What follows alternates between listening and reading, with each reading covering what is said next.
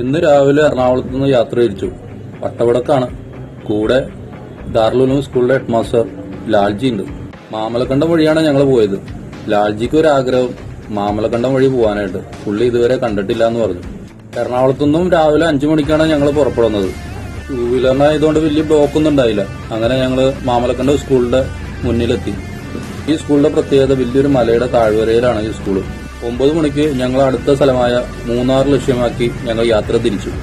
മൂന്നാറ് നല്ല അത്യാവശ്യം ബ്ലോക്കും കാര്യങ്ങളൊക്കെ ഉണ്ടായിരുന്നു.